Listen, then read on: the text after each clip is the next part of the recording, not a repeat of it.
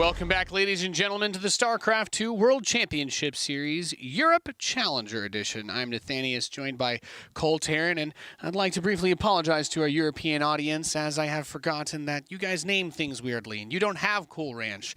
You have Cool American. Still better than nacho cheese. Absolutely. How are you enjoying that first match? We got to see more DTs blonking. Yeah, more DTs. It was a fun time.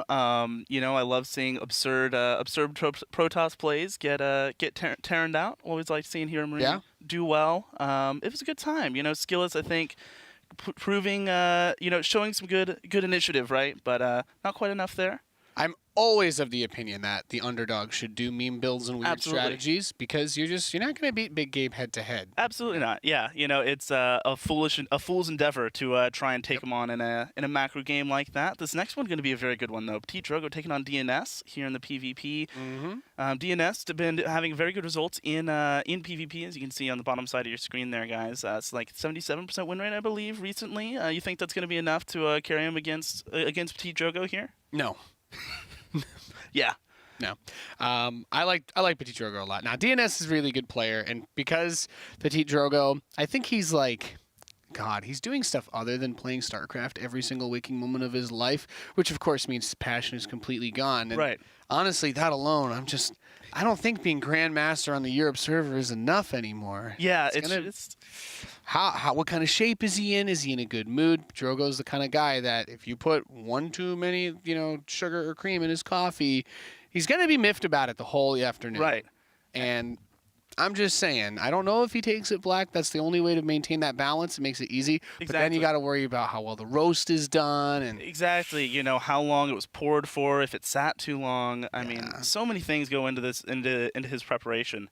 Yeah, he's got one of those coffee bean grinders that go from 1 to 40 on how fine it is. So if he got like a 20 instead of a 24, then maybe it's a little bit too loose and the flavor doesn't really have that quite punch that he wants. And then maybe he just loses the match 0-2 because he's just not in the zone. Yeah, and then just one, you hate to see it. You hate to see it. I hate to see it. I can't do my commentary unless I have a specific coffee every morning, and that's why I'm always 6 minutes late, Rosa. I love you. Yeah, and that's not a joke. He comes in with the same coffee exactly every morning. 6 minutes late every day, and it's worth it. Because how else could I say so many dumb things on the internet without it? We're loading into New Repugnancy to kick off this PvP. It's good times, though. Yeah. You seem to be handling yourself with getting up early, right? So far. That's the fun part of these shows. Yeah, so far so good. Waking up on time and such. As so did this guy up in the top right-hand side, spawning in the red on New Repugnancy. It is DnS. Adrian Boet? Oh, he's French, so it's like Adrian. It's probably Adrian Bouy. Probably Bouy. Boat or something. Some weird French way of saying boat. In the bottom left, his opponent, the blue Protoss player. He is Ptitdrogo. It's a French-on-French battle. It's kind of like that final fight on episode 3 over the lava, except the lava is like garlic dipping sauce, and they have baguettes instead of lightsabers. Baguettes, just crumbs flying everywhere. Yeah, exactly. And it's like big, I guess croissants would be instead like of the platforms that they're floating on, that they're standing on. Yes, exactly. Yeah. Oh, so good. Like a little like tomato marinade, something. I don't know. Do French eat tomatoes? I'm not sure. Yeah, like roasted tomatoes. I'm sure they do. I think Italy owns the rights to tomatoes in Europe. I'm not sure. Don't want to infringe on their copyright there. If it was Germany, it'd all be kebabs. But yeah, exactly. I'll try not to appropriate too much culture here. It is PvP, so there's going to be 2 gateways. It's going to be cybernetics cores. However, DnS going to put a cheeky pylon on the north side. His probe's moving away from it, so I don't know that means he wants to do anything. Drogo proxies. I love it. Yeah. As you were saying, PvP you can take any opener to a PvP 90% of games, and they will pretty much match up with every other PvP we see. But now we get to see something crazy coming up. I like it. Something weird. Yeah. This is interesting because DnS puts the pylon on the north, but he doesn't keep the probe there. So he wants Drogo to scout him and think that he's proxying. Now, Drogo did proxy. He put the robo there, and his probe scout comes a little bit later. But now both players have done something to the effect of making the other player think that they've proxied. However, only one of them actually did. So does DnS fake himself out and think, well, hey, maybe he's doing the same thing that I'm doing, or hey, maybe he's actually proxying? And that's where these degrees of mind games really get in your head, because when it comes to playing Protoss in that situation, then the proxy oftentimes ends up hurting you because now your robo is stuck in the middle of the map. And he's going to find it immediately. That's a huge spot. With the Stalkers already moving across the map as well, so they'll immediately be able to pressure that pylon.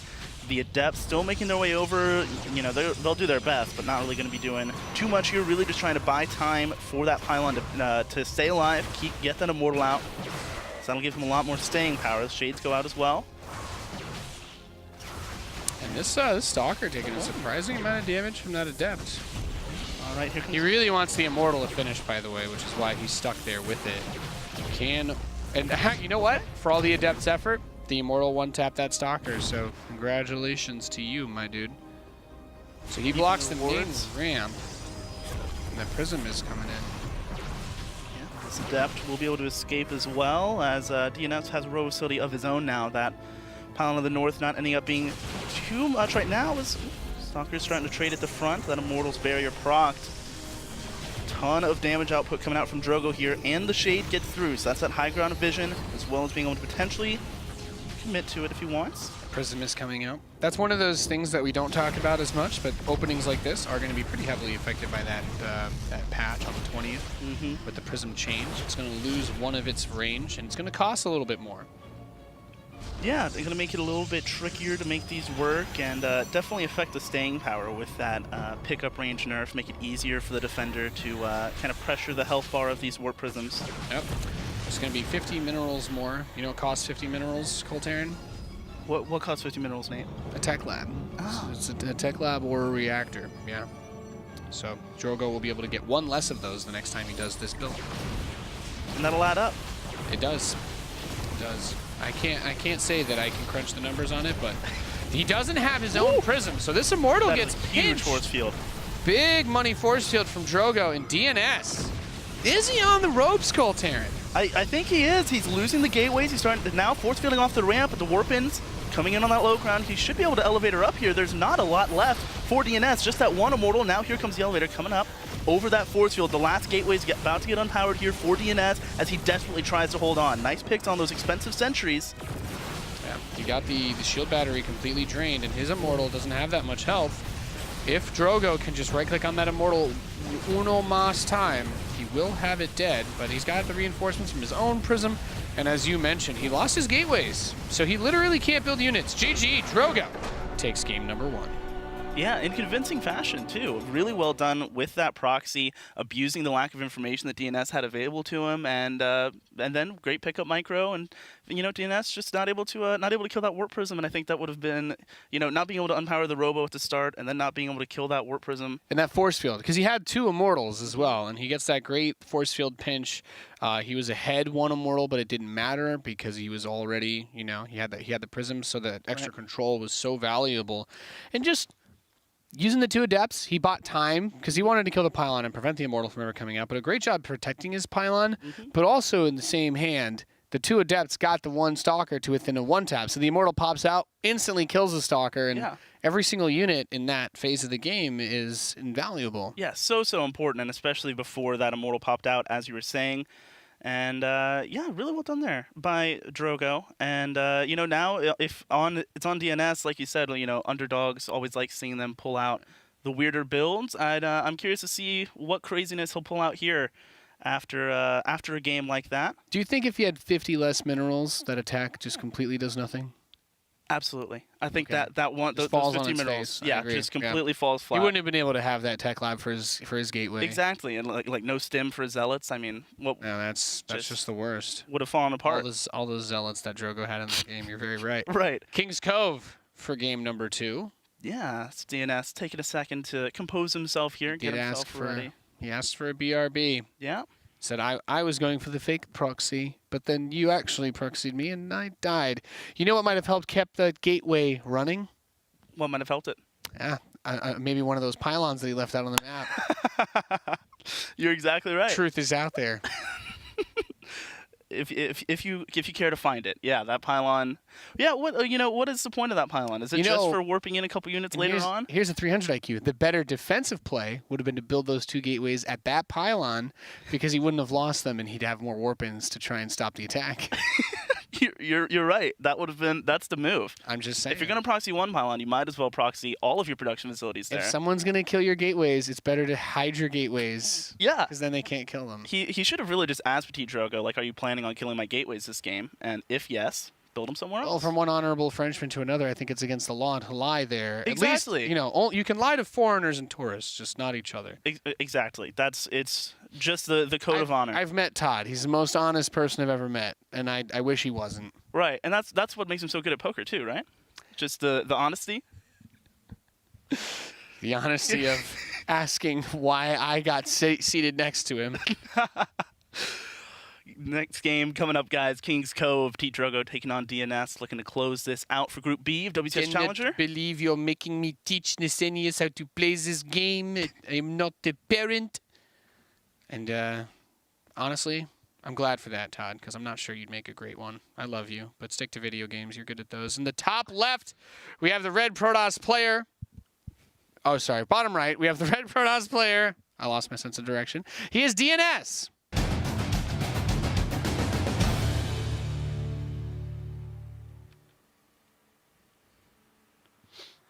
Facing off against this guy up in the top left-hand side, looking to close this out 2-0. He's Ptitdrogo. $89,000 in prize earnings. That's a chunk of change. Yeah, not bad. Not bad at all. These the remaining players, the old meme that we had, the French connection, when Marine Lord, Lil Bao, and Stefano and all them, and these guys, honestly, the French powerhouse, they were a big threat consideration for nation wars. Yeah.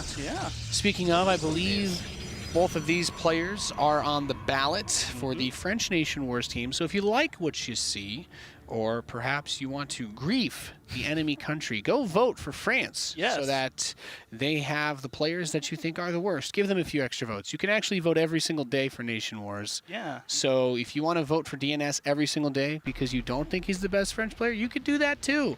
I'm sure he'd appreciate the spotlight. Absolutely, yeah. Give him that good exposure. Put him on a nice national stage. It's nationwars.tv. If you guys want to go vote for that, yeah, you can vote for every country you want to vote for. So, wow. I hope they do another supporter pack. The nation, when they did it, they had like the support pack, and for some of y'all, if you missed out on this, they had like you could get portraits for competing nations in StarCraft in game. That's you get that. I got that wonderful U.S. flag. Yes, from so good. And there was also some sprays, and we've been talking about the spray meta. Katz has been asking me for all the secrets, all the hot details, and one of my favorite ones. There's a GG Easy for when you just you really want to harvest the salt, right? It's basically like the Luigi Ghost vacuum gun, but it's for salt of StarCraft players. And then you've also got Nuke here, which A, if your opponent's colorblind, you get a free win if you nuke that spot. B, your opponent's just mad because then they think they're going to get nuked the entire game. Drogo's going to proxy a Dark Shrine, by the way, so he's committing to the proxy once again. DnS this time, don't think he's going to find it. Yeah, not going to find it. Is already going for the Robo, so potentially will have, obviously going to have access to that Observer if he so chooses. Curious, going to kind of come down to what that first unit's going to be. Should be able to squeeze out an Immortal before it's able to arrive. It's just coming out of the timing here. As these Adepts do find that probe and reveal themselves here. So if you're DnS and you're going to scout the main base, see no tech once again, how do you respond to this? Do you just go super defensive? Throw down a bunch of shield batteries and just wait? What's your read on this if you're in this situation? Well, I mean, I'm not qualified to say anything on Protoss, or Reddit will have my head again, but the honest answer is I think you gotta get the Observer first, and that's what he's doing. And I totally didn't say that because I saw that he was building the Observer. he might have thought that he needed like Immortals because of what happened last game, in which case you don't really want the Observer. But since it is a Dark Shrine, getting the Observer out is really important. It's fortuitous that he went for the Robotics Facility as his default this game. Yeah, panned out well for him, not having to rely on landing an Oracle Revelation or having it not at home. And now the first few Dark Templar are getting warped in, but as we've said, that Observer's already out, so not really going to be a ton that it should be able to do here. I imagine it's just going to get transitioned into Archon. Could still focus down a good few probes, but one DT is going to reveal itself, and that really hurts. So maybe it's better that it happened this way because the one DT had enough time to run away, and he's going to get a Prism. So the DT shenanigans, they're not over, not by any means. Oh no, they have only just begun, as the natural expansions finishing up as well for both these guys. So we're going to get a little bit, going to stabilize a bit here. As there's a slight worker lead for the side of Drogo. Yeah, I think this game will go past 5.5 minutes. I think that's a safe bet. Yep. The DT spots the hallucinated Phoenix coming in. Very good read. And, Forge coming down from DnS. So, potential window for Drogo if he continues pumping out units, while DnS investing that money elsewhere. But I like it from DnS. The Adepts. I'm not sure I'd like those. Yeah, that was... like what just happened there. So he's going to try and drop DTs. And that's why you get the Forge, I think. A, +1 is good. B, a cannon in each base with like a shield battery is nice for stopping single DTs from at least killing everything. Absolutely. And at worst buys you some time. This is huge though. The entire army and that Observer left the base as Dark Templar move in. Yeah, this is really nice. So the DT is able to get in the workers there. He's got the Immortal on the high ground, and there is a lot here for DNS, but shield batteries are being added, and there's no units! Oh, the Immortal trying to get involved now as it spawns in. Goodbye, my friends. 7 workers going down, 35 to 21, that new count as Drogo looks to hold on the front side of his base. This is still going to be a bit of a tricky hold. Those shield batteries not quite done. That's 300 minerals invested in that as well. Second Immortal coming down the ramp.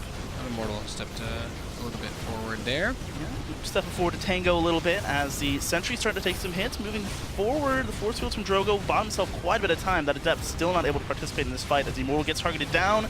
And down it goes. Ptitdrogo takes the game. G to the E to the G to the E, baby. Well done. What?